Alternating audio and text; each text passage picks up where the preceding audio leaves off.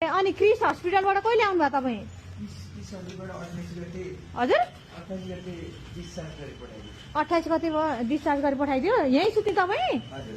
अनि तपाईँले त अनि अझै कतिवटा गोली लागेको? एउटा लागेको। यता बस्नुहोस् त। ए यो हो तपाईँको कागज पत्र? अनि तपाईँको उमेर त जेनजीको त छैन त, भन्नु त। हजुर कतिवटा लाग्यो? काम गरेर खानुपर्ने मान्छे है। तपाईँको कार्ड छ? जेनजीको कार्ड देखाउनुहोस् त। छ बना छ? ए देखाउनुहोस् त।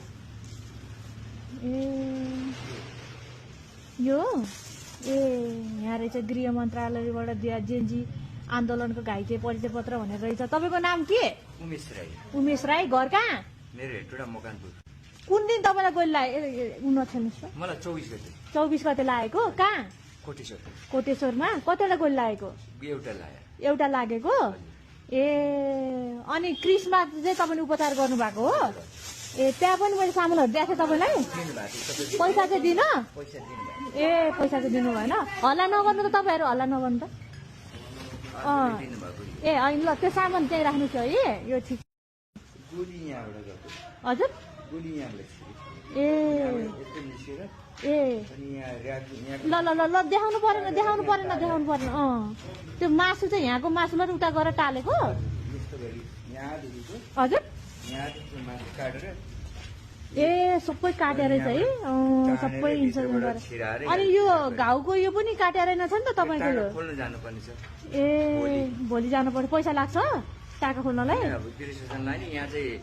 तपाईँको यहाँ चाहिँ पैसा आफ्नो लाग्छ। ए ल कान्छा लियो त। अनि यहाँ चाहिँ अब तपाईँलाई 1 लाख रुपियाँ सहयोग छ है।